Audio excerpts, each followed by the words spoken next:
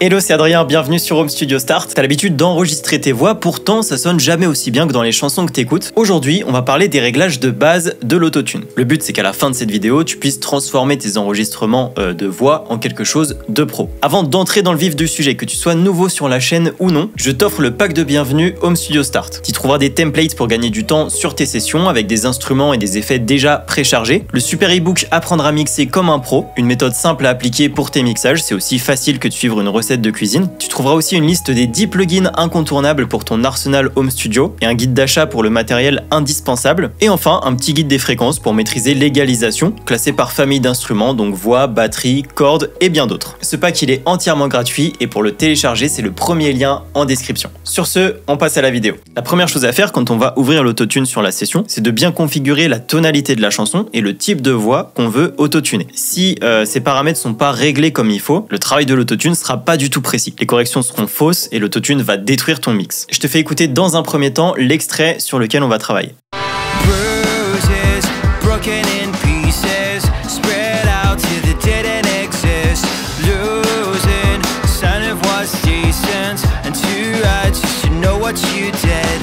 Voilà, quelques fausses notes, l'autotune va nous permettre de corriger tout ça. Alors pour paramétrer la tonalité de la chanson, on va commencer par définir la clé. Donc c'est une note, do, ré, mi, etc. Sauf que sur l'autotune, généralement, elle s'affiche en langage anglais, A, B, C, D, E, etc. Et ensuite, on doit sélectionner la gamme. Donc est-ce que c'est une gamme majeure, mineure, chromatique, etc. Si jamais tu connais pas la tonalité de ta chanson, ça peut arriver. Je te renvoie vers ma vidéo comment trouver n'importe quelle tonalité qui s'affiche quelque part par là et je te mettrai aussi le lien en description. Alors sur mon autotune Antares, les informations de tonalité se trouvent sur la partie haute. Mais encore une fois, peu importe le plugin autotune que tu utilises, tu devrais retrouver plus ou moins les mêmes paramètres ailleurs. Par exemple, il me semble que chez Wave, c'est plutôt sur la partie basse de l'interface. Bref, moi dans mon exemple, je suis en La mineur. Donc je vais sélectionner ma clé sur la note A, c'est-à-dire La, et je vais sélectionner une gamme mineure.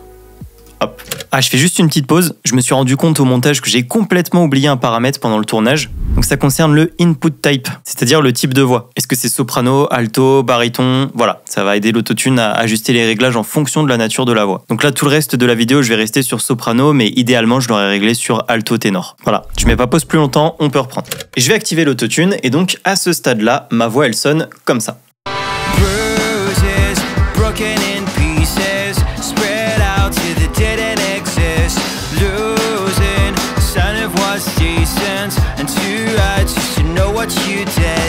Alors ça va pas vraiment changer entre avec ou sans autotune, donc justement on va avoir des petits paramètres qui vont nous permettre d'apporter des corrections à la voix. On va commencer par régler la retune speed, ou alors c'est peut-être juste speed en fonction des plugins. Ça c'est le paramètre qui va déterminer à quelle vitesse l'autotune va corriger la voix, va corriger les notes. Plus la vitesse est rapide, plus il y a une valeur faible ici, et plus l'effet autotune sera prononcé. C'est ce qui donne cet effet robotique à la voix, qu'on appelle aussi l'effet T-Pain. Je fais play et on regarde ce que ça donne.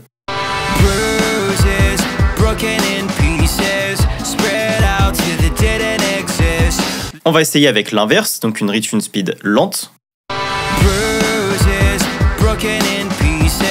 Voilà, il n'y a pas du tout de correction ici. Donc dans cet exemple, ce qui va m'intéresser, c'est une correction sévère, mais pas trop robotique non plus. Donc la retune speed, elle va être plutôt rapide, mais pas trop non plus.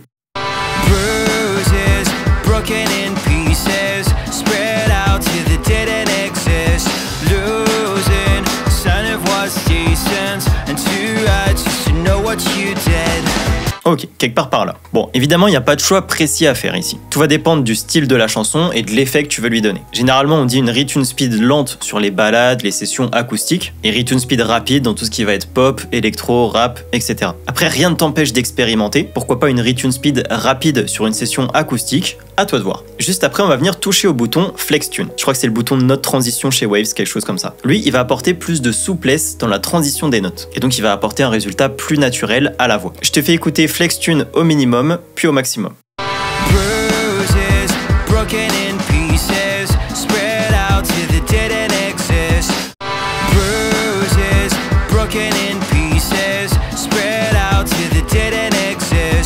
Donc plus le flex tune est élevé et plus il va atténuer l'effet robotique. Mais du coup on perd aussi en correction. Ici j'ai une retune speed qui est peut-être un chouïa trop rapide, donc peut-être que je vais ajouter un petit peu de flex tune pour rendre la voix plus naturelle, mais pas trop non plus. Je vais quand même garder les corrections.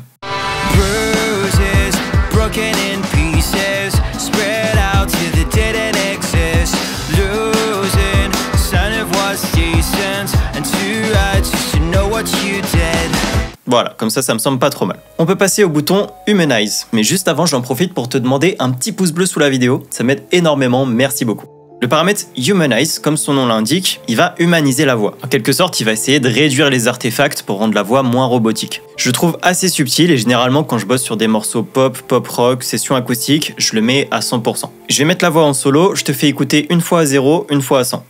Bruises, broken in pieces, spread out till they didn't exist. Bruises, broken in pieces, spread out till they didn't exist. Voilà, je trouve que la voix sonne un peu plus épurée, un peu plus nettoyée. Mais bon, c'est vrai que ça reste très subtil. Et d'ailleurs, si tu as des précisions à apporter sur le bouton Humanize, l'espace commentaire est fait pour ça. Dernier bouton, on va parler du Natural Vibrato. Lui, sa mission, c'est d'accentuer ou d'atténuer les vibratos de la voix. Si t'as la ref, c'est un peu l'effet vibrato prononcé de Post Malone, si jamais ça te parle. Alors, cet extrait, c'est peut-être pas le meilleur pour qu'on se rende bien compte du Natural Vibrato. Je vais essayer de t'en choisir un autre. Ok, je te fais écouter un nouvel extrait. Maybe it's just denial. I decide out of mind.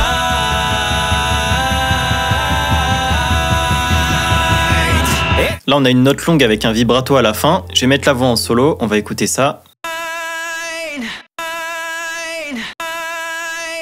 Voilà, donc avec ce bouton Natural Vibrato, soit j'accentue le vibrato de la voix, soit au contraire, je l'atténue. Je te fais écouter au maximum et au minimum. Encore une fois, il n'y a pas de réglage de base ou de réglage précis pour le Natural Vibrato, ça dépendra de ta chanson, de ton style. Ok, je reviens sur le premier extrait et on va se faire un petit avant autotune et après autotune. Bruises, broken in pieces, spread out till they didn't exist. Losing the sound of what's decent, and too right just to know what you did. Bruises, broken in pieces, spread out till they didn't exist.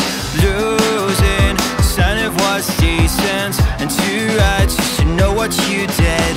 Ok, pas mal. Bah, je pense qu'on a fait le tour des paramètres de base et t'as de quoi expérimenter avec tes prises de voix. Si la vidéo t'a plu et que tu veux une suite, je sais pas, un épisode spécialisé sur l'Autotune Pro de Antares, où on rentre dans les détails, je te parle du mode graphe, les formants, etc. Tu me le dis en commentaire et j'essaie de préparer ça. Je te rappelle que pour télécharger le pack gratuit, c'est le premier lien en description. Je te remercie de m'avoir écouté. Moi, je te dis à la semaine prochaine.